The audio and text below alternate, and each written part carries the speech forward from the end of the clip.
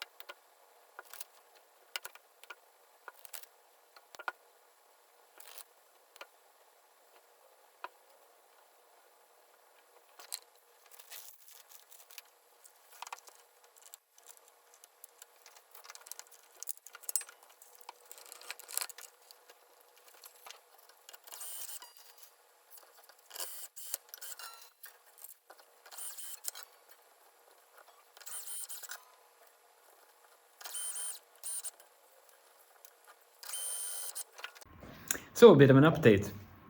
As I was putting on the strings and connecting the sustain jack, I noticed some things that I need to switch up. Firstly, I need to shield the sustain jack in order for it to not squeal, because I have a lot of crosstalk, and that'll take care of that issue.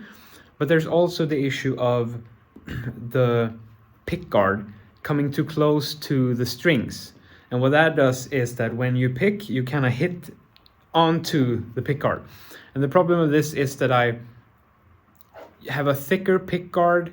It needs to kind of be thin enough, but since it's made out of wood, it can't be that thin. And the guitar from the start is actually modeled for something that doesn't have a pickguard. So it's like a lot of things to think about when you're not thinking of it beforehand, since I'm playing around a lot with mixing and matching from different projects.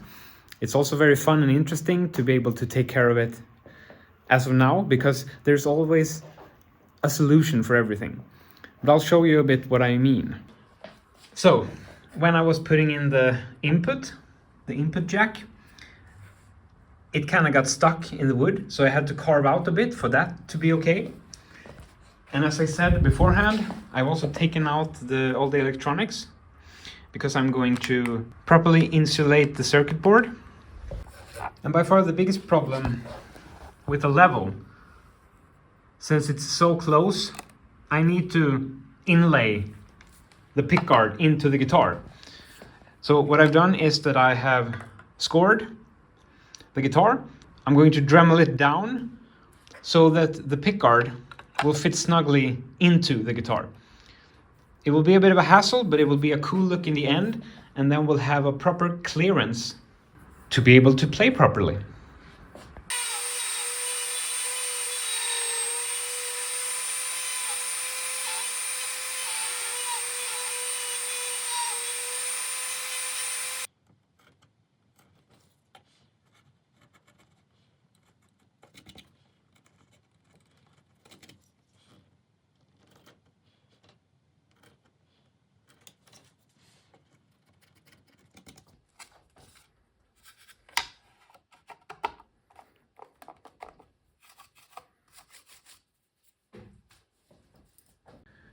Doing some shielding on the circuit board.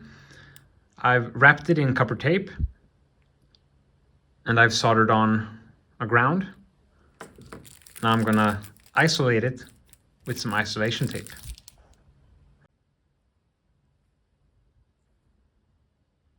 One eternity later. So I've been away for a couple of weeks since the guitar build came to a bit of a stop, a bit of a hassle.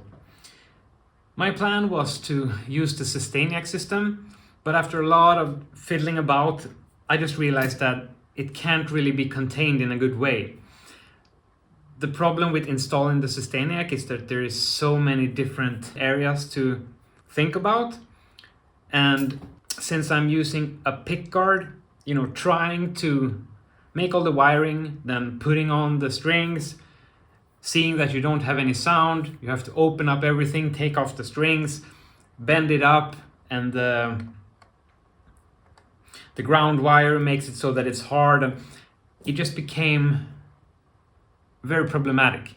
And during that time, after also trying to isolate the Sustainiac circuit, I accidentally dropped it, and then it stopped working.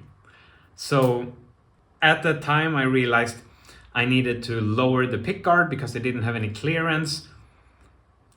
So what I'm taking with me from this is that I will never apply the finish unless I've actually dry fitted all the components beforehand. It feels like a silly thing that it's like, of course you should just put on the strings, but when you're in a zone and you just want to move on, sometimes the silliest little things make it so that it becomes a bigger problem later. And it becomes an emotional thing as well, because when you're building and you're really trying to put your all into a build and you realize that things aren't working according to plan, it can be a bit devastating. But as it sits now, I'm going to reorder some parts for the Sustainiac and I will use it for a different build.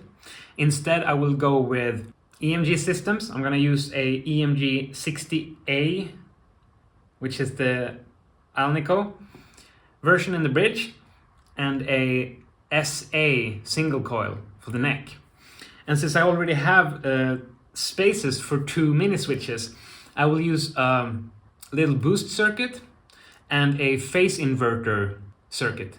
Another thing I could have done is to just redo the whole pickguard and move everything accordingly. But that's also a completely different overhaul of the whole guitar, and I feel that it's better to move on as it sits right now.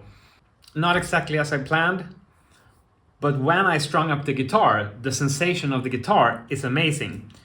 I'm not gonna let this deter me, just that it's not gonna be the Sustainiac idea.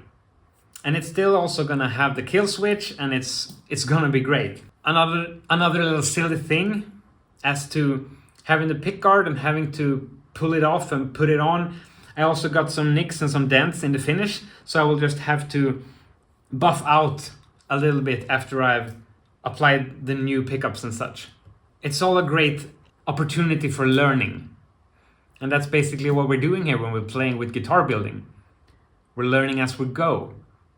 And for every build, you get new skills. And I'm happy that you're all tuning in to see when I succeed and also when I fail. Because that's how we grow as people. By learning from our mistakes. Tellurians, please like, share and subscribe and all that jazz. Until next time, ta-ta!